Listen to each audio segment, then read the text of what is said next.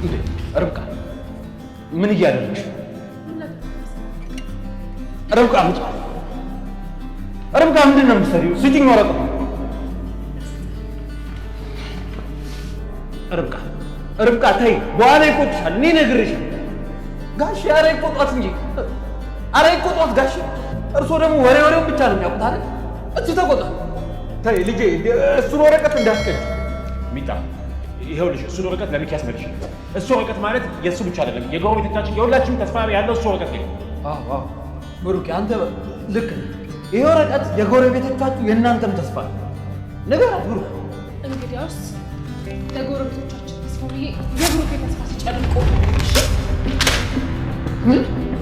አንቺ አምሻል እንዴ? ምንድን ነው ያደረግሽ? አታየንም እንዴ? የአንተን ተስፋ ነው እያጨለምኩት። ርብቃ እመኝ፣ አሁን ለሰራሽው ስራ እንድትጸጸች ነው ማለት ነው።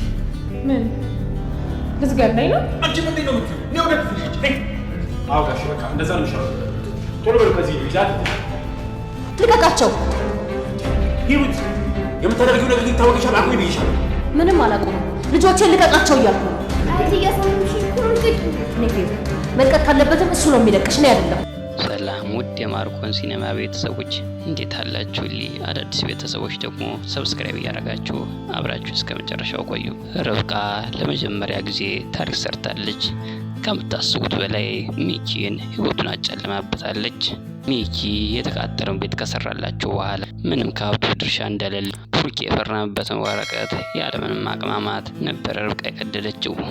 ርብቃ ወረቀቱን በመቅደዷ ቡርኬና አቶ ዘነበ በጣም ነበር የተቆጧት። በዚህ መሀል ግን ወይዘሮ ሂሩት በጣም ነበር የተደሰተችው።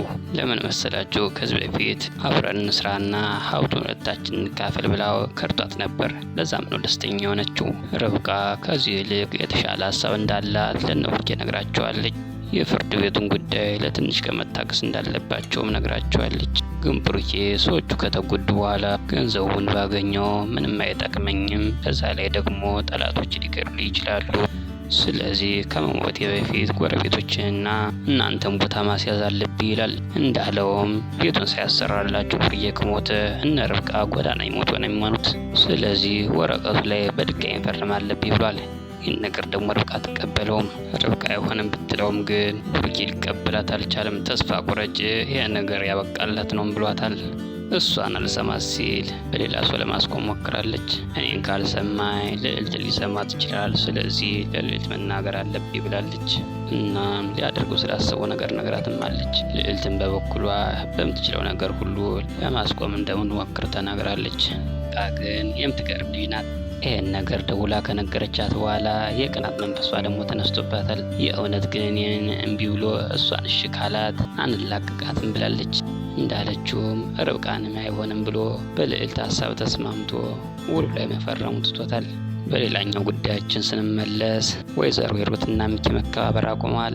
ሚኪ ወይዘሮ ሂሩትን ምንም አታመጭም፣ አንቺ ማክበር ያቋምኩት እኔና ትርሲትን ለመለያየት ስትሞክሪ ነው ብሏታል። ወይዘሮ ሂሩትን በበኩሏ ስለዚህ የማንከባበር ከሆነ ከነገ ጀምሮ ልጆችን ይጃቸው ወጣለሁ፣ ካሁን በኋላ ምን እንደማደርግ አሳይሃለሁ፣ ባዶ እጅን ነው ማስቀረም ብላለች።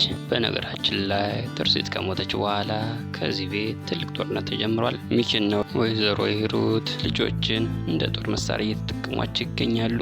ለቡርኬ ደግሞ ርብቃና ልዕልት እየተፋለሙለት ይገኛል። በስተመጨረሻም ለልጆቹ ነገ ጧት ከእሷ ቤት እንደሚሄዱና ከእሷ ጋር አብረው መኖር እንደሚጀምሩ ነግራቸዋለች። ልጆቹ ከሚኪያስ ጋር መኖር ባይፈልጉም ከአባታቸው ግን መለየት እንደማይፈልጉ ነግረዋታል። ሚኪያስ አሁንም ለአባቱ የእህቱን መጥፋት እየዋሸ ይገኛል።